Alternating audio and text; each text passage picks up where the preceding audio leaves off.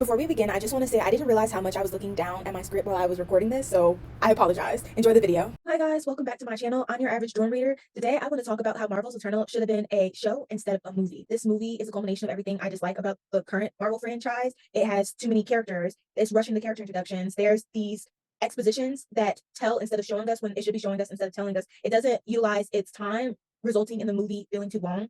It has unnecessary character deaths. It's poorly establishes character dynamics and it's clumsily rushed character development, and it ends in a endgame level event. I'm talking about this movie and every movie I haven't seen yet because I just know, like, just watching people talk about it and looking up what happens, I just can tell that this is what new Marvel is, which is disappointing. Issues specifically for this movie would be solved by making it into a show, specifically a murder mystery show. I think the show should have started with spoilers. Ajak, who is unalived by the deviants, and then they establish that someone she knew led her to her death, but they don't show us who that killer is. They show us her looking betrayed, and then it kind of ends with her looking betrayed, and that's like the beginning of the story. Each episode should show the past and present of each individual character: Cersei, Icarus, Kingo, Sprite, Phantos, Makari, Drugi, Drugi. They're gonna flame me because I can't pronounce some of these names right. Gilgamesh, Ajak, Dina. Each episode should cover one character, and in that episode, it covers the past and present of that one character. In the past portion of the episode, it should cover things about their powers, their team dynamic, their motive for why they want Ajak dead, excluding the episode about Ajak. Show us their personalities, using like flaws and all. Show how time progresses as more and more characters leave the show, and show the Eternals living their own lives. And that should be for the past portion. And then for the future or current portion, it should be Cersei or any of the other characters trying to figure out who killed Ajak. So, like, as I said, like, the first episode starts us knowing that Ajak's been killed, and it's someone who's a part of this group who led to her death.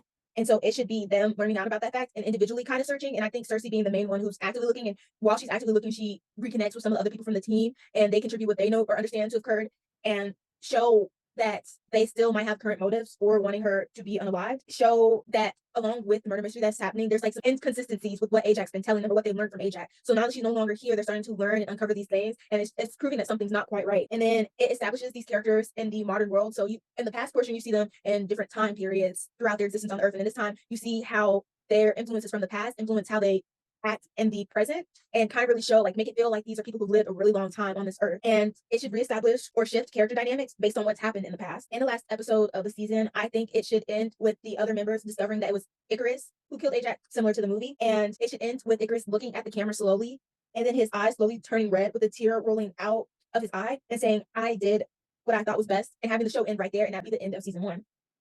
I think that's good. Like, I'm getting goosebumps just talking about it, but I think it would help create more interesting and dynamic characters. It would help to properly pace the story, because not only are we getting to learn more about these characters, we're getting to learn about their motivations, about all these other components that were kind of skipped over in the movie because they didn't have enough time in it. And I think it would introduce the characters better to us, people who might not have read the comics but want to watch the movie, and we get to learn more from them, because a good adaptation, especially from a comic, you should be able to not need the comic or book or whatever in order to know what's happening. So I think it would help in introducing the characters. I think it would reduce the amount of dialogue explaining what happened, because I feel like in the movie they talked so much to explain what was happening because they didn't have enough time to show you all the things that occurred. It would just be like them talking about what's happened instead of them showing us what happened. And I prefer to be shown instead of told.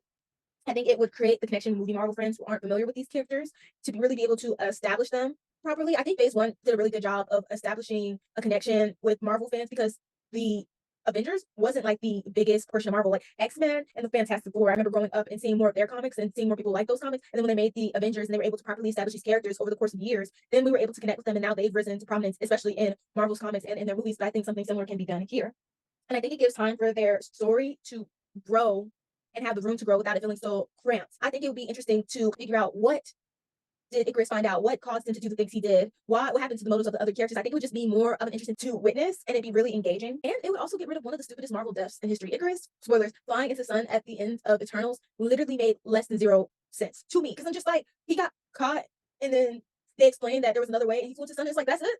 He did all that just to no longer exist in the story. And before you tell me that I'm not getting the reference, I get the reference. Icarus flew too close to the sun. But to do that just is dumb. Like, what? And I get they were trying to poo-poo on a character that's very similar to Superman, but at the expense of the story.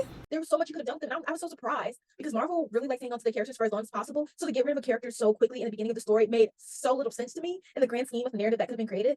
I just was so befuddled by it. And also, I think it would doing this would remove the end level game event of having the, oh my god, what is the name of those characters? I forgot the name. Don't hate me. I forgot the name. But, like, the things that are born from Earths are like, oh my gosh, I literally know.